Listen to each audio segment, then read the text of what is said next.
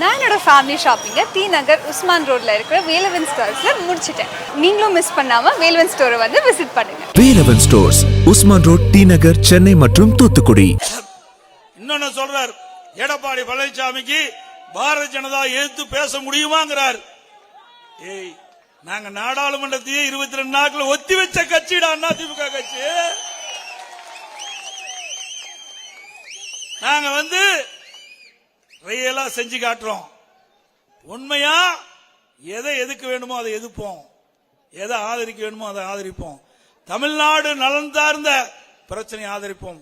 தமிழ்நாடு மக்களுக்கு பாதிப்படையக்கூடிய எந்த திட்டத்தை கொண்டு வந்தாலும் அதை எதிர்க்கின்ற ஒரே கட்சி அனைத்து இந்திய அண்ணா திராவிட முன்னேற்ற கழக கட்சி, நம் கூட்டணி கட்சிகள்.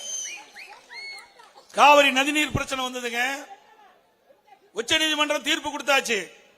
அதை அமல்படுத்த அன்றைக்கு மத்தியில் இருந்த பாரதிய ஜனதா ஆட்சி அமல்படுத்த காலதாமதம் செய்யப்பட்டது.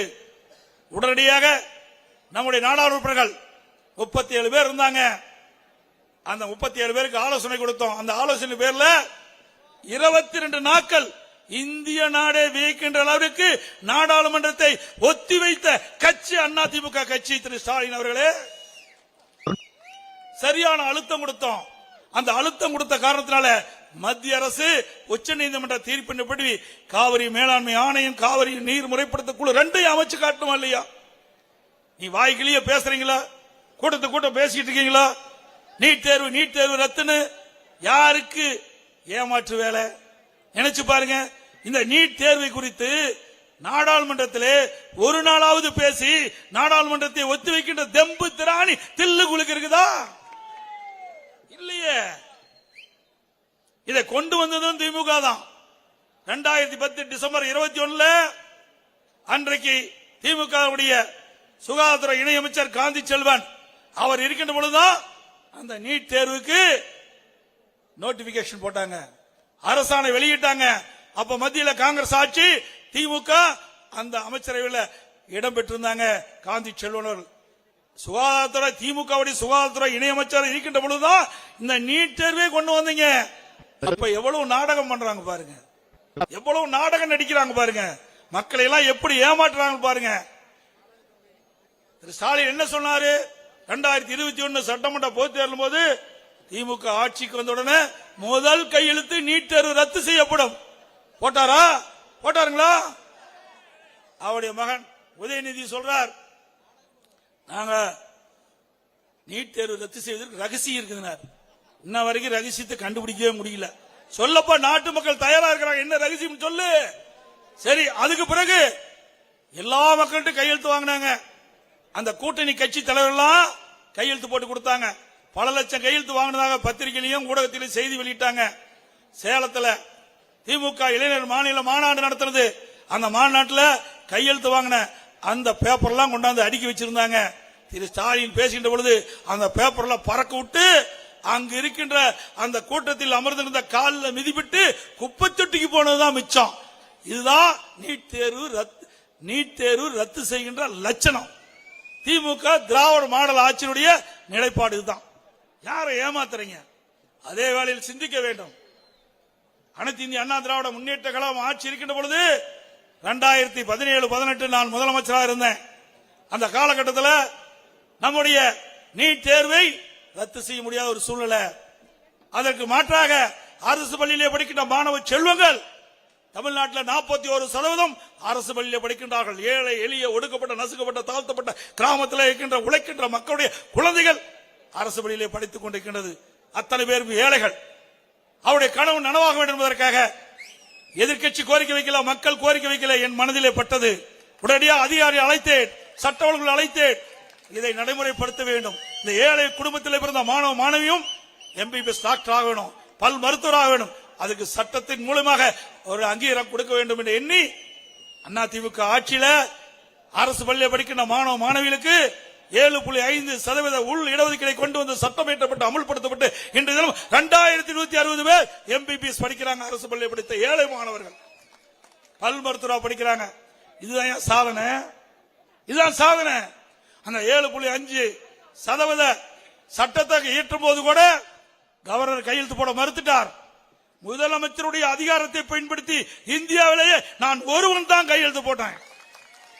முதலமைச்சர் பதவி பெரியல்ல, நாட்டு மக்களுக்கு நன்மை கிடைக்கின்றது சொன்னால் அந்த முதலமைச்சர் பதவியே போனாலும் பரவாயில்லை என்று முதலமைச்சருடைய அதிகாரத்தை பயன்படுத்தி கையெழுத்திட்டு சட்டமாயிற்றப்பட்டு நடைமுறைப்படுத்திய கட்சி அதிமுக கட்சி. அதிமுக அரசாங்கம் திரு ஸ்டாலின் அவர்களே, அந்த தில் உனக்கு இருக்குதா? எப்ப பார்த்தாலும் கவர்னர் அனுப்புறேன் கவர்னர் கையெழுத்து போடல அழுதுகிட்டு தான் இருக்கிற. உன்னுடைய அதிகாரத்தை பயன்படுத்த முடியாது, பயன்படுத்த டிஸ்மிஸ் பண்ணி போடுவாங்க, பதவி போயிருவே. அது மட்டுமல்ல, இன்னொன்னு சொல்றார் எடப்பாடி பழனிசாமி, கவர்னர் பத்தி எதுவுமே பேச மாட்டேங்கிறேன்னு. நான் எதுக்கு பேசணும்? எதுக்கு நாங்க பேசணும்? உனக்கு தான் அதிகாரம் கொடுத்து முதலமைச்சர் ஆக்கி இருக்கிறீங்க. எங்களுக்கு கவர்னர் எந்த பிரச்சனையும் கிடையாது. இதே எதிர்கட்சியில திரு ஸ்டாலின் இருக்கும் போது, எதிர்கட்சி தலைவராக இருக்கும் போது எங்க மீது ஊழல் குற்றச்சாட்டு சொல்லி கவர்னர் கொடுத்து சிரிக்க கையில் கொடுத்துட்டு வந்த. அப்ப கவர்னர் உனக்கு இடிச்சுது, இப்ப கசக்குது. அது மட்டும் இல்ல, இந்த கவர்னர் நாட்டுக்கு தேவையில்லைங்கிற இப்பதான் நானாவதையும் வந்திருக்குது. 12 ஆண்டு காலம் மத்தியில் ஆட்சி அதிகாரத்தில் இருந்தீங்க நீங்க. திமுக 12 ஆண்டு காலம், பாரதிய ஜனதா 5 வருஷம் ஆட்சியில் இருந்தாங்க, காங்கிரஸ்ல 5 வருஷம் ஆட்சியில் இருந்தாங்க. இவர் கொள்கை உள்ள கட்சியா. பாரதிய ஜனதா கட்சியில 5 வருஷம் அமைச்சரவை இடம்பெற்று இருந்தாங்க. அப்படியே தாவி குரங்கு தான் மரத்துக்கு மரம் தாவும்ல, அது மாதிரி திமுக தாவி காங்கிரஸ்ல சேர்ந்து காங்கிரஸ்ல 5 வருஷம் அமைச்சரா இருந்தாங்க மத்தியில. இவர்கள் கொள்கை பிடிப்புள்ள கட்சியா திமுக கட்சி. கொள்கை பிடிப்புள்ள கட்சி அல்ல, கொள்கை விற்கிற கட்சி திமுக கட்சி. யாரையெல்லாம் ஏமாத்துறாங்க பாருங்க. ஆகவே சிந்திக்க வேண்டும். 12 ஆண்டு காலமா இந்த கவர்னர் உங்களுக்கு கண்ணுக்கு தெரியலையா? அப்பெல்லாம் சட்டம் கொண்டு வந்து இந்த கவர்னர் மாற்ற முடியலையா? இதற்கு மேலாக இன்னைக்கு காங்கிரஸ் ஆட்சியில திமுக அங்க வச்சது. அப்ப ராஜா யார் உங்களுக்கு தெரியும்? அந்த ராஜா விஞ்ஞான மூலப்படி ஊழல் செஞ்சார். இந்த பாருங்களேன், அந்த அதிமுக கொடி மற்ற கொடியெல்லாம் பறக்குது பாத்தீங்களா? பறக்குது இல்ல? எதுல பறக்குதுங்க? காத்துல தானே பறக்குது. காத்த கண்ணுல பார்க்க முடியுதா? யாராவது பார்க்க முடியுமா? காத்த கண்ணுல பார்க்க முடியாத இடத்துல கூட ஊழல் செய்கின்ற விஞ்ஞான முறைப்படி கொண்ட ஒரே கட்சி திமுக கட்சி தான். அப்படி விஞ்ஞான முறைப்படி ஊழல் செஞ்ச கட்சி நம்ம கட்சியை பார்த்து ஊழல் செய்யணும் சொல்றாங்க. ஊழலுக்காக கலைக்கப்பட்ட ஒரே கட்சி திமுக கட்சி தாங்க நாட்டில், வேற எந்த கட்சியுமே கிடையாது.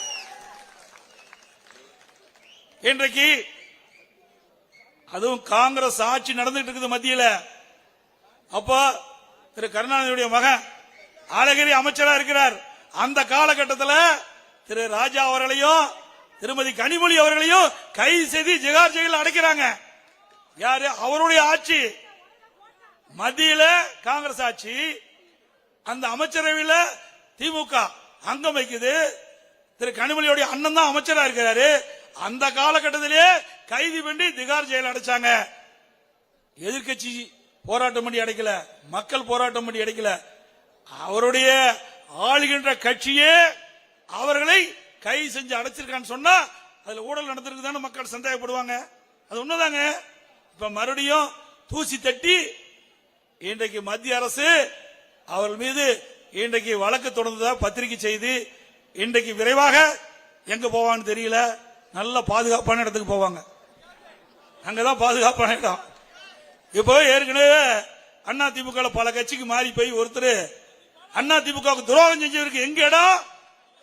சிறதா இடம். இன்னைக்கு ஒருத்தர் இருக்காருல்ல, யாரு? செந்தில் பாலாஜி.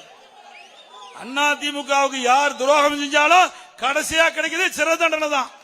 அது பொன்மனச்செம்மல் புரட்சி தலைவர் எம்ஜிஆர் அம்மா அவ பாத்துக்கிட்டே இருக்கிறாங்க. அண்ணா திமுக தொண்டை ரத்தத்தை வீரியாக செஞ்சு உழைச்சு வெற்றி பெற்றவன். அப்படி வெற்றி பெற்று உங்களுக்கு அடையாளம் காட்டிய கட்சிக்கு துரோகம் செஞ்சா இதுதான் தண்டனை. சிந்திச்சு பாருங்க. ஒரு எம்எல்ஏ ஒரு எம்பி வெற்றி பெறணும்னா சாதாரண விஷயமா? எத்தனை பேர் உழைக்கிறாங்க, எவ்வளவு பேர் கஷ்டப்படுறாங்க, அதை உணர வேண்டும். அத்தனை கட்சி நிர்வாகிகளும் தொண்டர்கள் உழைப்பது நம்முடைய எம்எல்ஏ எம்பி வந்தா நமக்கு நன்மை செய்வாங்க, நம்முடைய பகுதி வளரும் அப்படின்னு எண்ணத்தோடு தான் அவரோட அர்ப்பணிப்போடு செயல்படுறாங்க. அதையெல்லாம் மறந்து செயல்பட்டா சிறதான் மிஞ்சும். இதுதான் இறைவன் கொடுக்கின்ற தண்டனை அவளுக்கு. அதே போல இன்றைய முதலமைச்சர் என்ன திட்டத்தை கொண்டாந்து செயல்படுத்த 3 வருஷம் ஆச்சு. 3 வருஷத்துல இந்த திருநெல்வேலிக்கு ஏதாவது கொண்டாந்துருக்காரா? எதையாவது கொண்டாந்துருக்காருங்களா? எதுவுமே இல்லை, ஒண்ணுமே கிடையாது. இன்றைக்கு இந்த 3 ஆண்டு கால ஆட்சியில திமுக அரசாங்கம் 3 லட்சம் கோடி கடன் வாங்கி இருக்குது. 3 லட்சம் கோடி கடன் வாங்கி இருக்குதுங்க. இந்த கடன்லாம் நீங்க தான் கட்ட வேணும். விளையாட்டை நினைச்சிடாதீங்க, நீங்க தான் கடனை கட்டி ஆக வேணும். ஏதாவது வரி போட்டு உங்கள்கிட்ட இருந்து வசூல் பண்ணி தான் இதை அடைக்க முடியும். இல்ல திரு ஸ்டாலின் வீட்டுல இருந்தா கொண்டாந்து கொடுக்க போறாரு. இப்போ சொல்றாரு, எல்லா இடத்துக்கும் போற இடத்துல சொல்றாரு, நாங்கள் மகளிருக்கு 1000 உரிமை தொகை கொடுத்து விட்டோம்னு. என்ன உங்க வீட்டுல இருந்தா கொடுத்த? நீ கடன் வாங்கி கொடுக்கிற. இன்றைக்கு மாநிலத்துடைய வருவாயை பெருக்கி கொடுத்திருந்தா பரவாயில்ல. கடன் வாங்கி கொடுத்தா அந்த கடனை யாரு கட்டுறது? மக்கள் தான் கட்ட முடியும். சிந்திச்சு பாருங்க. கடனை வாங்கி கட்டுற, அதுக்கு வட்டியும் சேர்த்து கட்டணும், திருப்பி கொடுக்கணும். எங்க வருவாய் இருக்குது? இன்றைக்கு 3 ஆண்டு கால 3.5 கோடி வாங்கிட்டீங்களே, இன்னும் இஞ்சி 2 ஆண்டு காலம் இருக்குது. இன்னும் 2.5 கோடி வாங்கினா 6 கோடி ஆச்சு. எப்படி அதை திருப்பி செலுத்த முடியும்? அதை பத்தி எல்லாம் கவலையே இல்ல. மக்களை ஏமாற்றி அதிகாரத்தில் அப்படியே நிலைச்சு நிக்க வேணும். அதுதான் திரு ஸ்டாலினுடைய எண்ணம். உடனடியா வந்து கொடுத்துட்டாங்க 1000 ரூபாய். நான் பலமுறை சட்டமன்றத்தில் பேசினேன். திரு ஸ்டாலின் அவர்களே, நீங்க ஆட்சிக்கு வருவதற்கு முன்பு 520 அறிவிப்புகளை வெளியிட்டீங்க. அதுல ஒரு முக்கியமான அறிவிப்பு, மகளிருக்கு 1000 ரூபாய் உரிமை தொகைன்னு சொன்னீங்க, எல்லோருக்கும் சொன்னீங்க. இப்போ தகுதியின் அடிப்படையில் கொடுக்குறீங்க. சரி, அப்படித்தான் கொடுக்குறீங்களா? வேகமா கொடுங்க, விரைந்து கொடுக்குன்னு சொன்னா 27 மாதம் கழிச்சு தான் கொடுத்தாங்க. உடனே கொடுக்கல, 27 மாதம் கழிச்சு தான் அந்த 1000 ரூபாய் கொடுத்தாங்க. அதுவும் அண்ணா திமுக சட்டமன்ற உறுப்பினர்கள், அண்ணா திமுக நிர்வாகிகள் எல்லா கூட்டத்திலும் தொடர்ந்து இந்த அரசுக்கு அழுத்தம் கொடுத்த காரணத்தால தான் இந்த 1000 ரூபாய் வந்தது. சும்மாலாம் உங்களுக்கு கொடுக்கல. அது மட்டும் இல்ல, இன்றைக்கு அனைத்து இந்திய அண்ணா திராவிட முன்னேற்ற கழகம் அழுத்தம் கொடுத்த காரணத்தினாலதான் பல திட்டங்களை செயல்படுத்திட்டு இருக்கிறாங்க. எல்லா திட்டமே அண்ணா திமுக ஆட்சியில் வந்ததுதான். எனக்கு முன்னால மாவட்ட செயலர் சொன்னாரு, ஒரே ஆண்டுல 11 மருத்துவக் கல்லூரி கொண்டு வந்தான். 11 மருத்துவக் கல்லூரி. நான் முதலமைச்சர் இருந்த பொழுது ஒரே ஆண்டில் 11 மருத்துவக் கல்லூரி, 6 சட்டக் கல்லூரி. உங்களால ஒரு மருத்துவக் கல்லூரி கொண்டு வர முடிஞ்சதா? உங்களுக்கு அது தில்லு திராணி இருக்குதா? ஒரு மருத்துவக் கல்லூரி தமிழ்நாட்டில் கொண்டு வர முடிஞ்சதா? நாங்க 11 மருத்துவக் கல்லூரி ஒரே ஆண்டுல கொண்டு வந்து சாதனை படைச்சேன். உடனடியாக அதுக்கு கட்டுமானம் செஞ்சோம். நீ வந்து திறந்துட்டு இருக்கிற துரதிருஷ்டம் பாருங்க. நாம் பெற்ற பிள்ளைக்கு அவர் பேர் வச்சிட்டு இருக்கார். நாம கஷ்டப்பட்டு கொண்டு வந்து கட்டடத்தை கட்டி இவர் போய் ரிப்பன் கட் பண்ணிட்டு இருக்கார், ஸ்டிக்கர் ஒட்டிட்டு இருக்கார். நீ ஏதோ பிரம்மாண்டமா செஞ்ச மாதிரி ஒரு கற்பனை மக்களிடத்தை சொல்லிட்டு இருக்கார். அண்ணா திமுக ஆட்சி 10 ஆச்சு, இருண்டாச்சாம். லைட் ஆஃப் பண்ணா இருள தான் தெரியும். வெளிச்சத்துக்கு வா, அப்பதான் தெரியும். வந்து வெளிச்சத்துல பாரு எப்படி இருக்காங்க. ஆக அனைத்து இந்திய அண்ணா திராவிட முன்னேற்ற ஆட்சி ஒரு பொற்கால ஆட்சி என்று மக்கள் பாராட்டி கொண்டிருக்கிறாங்க. அந்த ஆட்சியில தான் நிறைய திட்டங்களை கொண்டாந்தோம், நிறைய கல்லூரிகளை கொண்டாந்தோம். ஆர்ட்ஸ் அண்ட் சயின்ஸ் கல்லூரி கொடுத்தோம், பாலிடெக்னிக் கல்லூரி, இன்ஜினியரிங் கல்லூரி, வேளாண்மை கல்லூரி, கால்நடை மருத்துவக் கல்லூரி, ஆராய்ச்சி நிலையம், இப்படி ஏராளமான கல்லூரிகளை கொண்டது ஏழை எளிய ஒடுக்கப்பட்ட நசுக்கப்பட்ட தாழ்த்தப்பட்ட ஏழை குடும்பத்தில் பிறந்த மாணவர்கள் குறைந்த கட்டணத்தில் உயர்கல்வி படிக்கிறாங்க. இந்தியாவிலேயே உயர்கல்வி படிப்பதிலே முதல் மாநிலம் தமிழ்நாடு. திரு ஸ்டாலின் அவர்களே, நீ ஒண்ணும் கொண்டாடல. 19-20 நாங்க சாதிச்சிட்டோம். அதைத்தான் ஸ்டிக்கர் ஒட்டி பேசிட்டு இருக்கிற. எல்லா துறைகளிலும் சாதனை படைத்த அரசாங்கம் அண்ணா திமுக அரசாங்கம். ஒரு துறை இல்லைங்க, பல துறைகள். தேசிய அளவில் விருதுகளை பெற்றுக்கிறோம். உள்ளாட்சி துறையில் மட்டும் 140 விருதுகளை பெற்றுக்கிறோம். போக்குவரத்து துறையில் விருது, மின்சார துறையில விருது, கால்நடை சமூகத்துறையில விருது, இப்படி துறை வாரியாக அதிக தேசிய விருதுகளை பெற்ற ஒரே அரசாங்கம் அண்ணா திமுக அரசாங்கம். எங்க அரசாங்கத்தை பத்தியே இருண்டாச்சுன்னு சொல்ற. கையிலாகாத ஒரு முதலமைச்சர், ஒரு பொம்மை முதலமைச்சர் நாட்டை ஆண்டு கொண்டிருக்க துரதிருஷ்டவசம். உங்க ஆட்சியில் என்ன மக்கள் பலனை கண்டார்கள்? இன்னைக்கு ஒரு கிலோ அரிசி 15 ரூபாய் விலை ஏறி போச்சு. விலை ஏறி போச்சு இல்லையா? ஒரு கிலோ அரிசி 15 ரூபாய் இன்னைக்கு விலை ஏறி போச்சு. இன்னைக்கு மளிகை சாமான 40% உயர்ந்து போச்சு. வேலை வாய்ப்பு குறைஞ்சு போச்சு. செலவு அதிர்ச்சிட்டு மக்கள் படிக்கிற துன்பம் ஏராளம். அதெல்லாம் உங்களுக்கு தெரியல. கட்டுப்படுத்த தவறிய அரசாங்கம் இந்த விடியா திமுக அரசாங்கம். ஆகவே வருகின்ற நாடாளுமன்ற தேர்தலிலே நம்முடைய வெற்றி வேட்பாளர் அருமைச்சர் ஜான்ஸ் ராணி அவர்களுக்கு இரட்டை சின்னத்திலே வாக்களித்து வெற்றி பெற செய்யுங்கள். சிறப்பாக செயல்படக்கூடியவர், ஏற்கனவே பேரூராட்சி தலைவராக இருக்கிறார். மக்களை சந்தித்து மக்களுடைய பிரச்சனைகளை அறிந்து நாடாளுமன்றத்திலே உள்ள குரல் ஒலிக்க பாடுபடுவார்.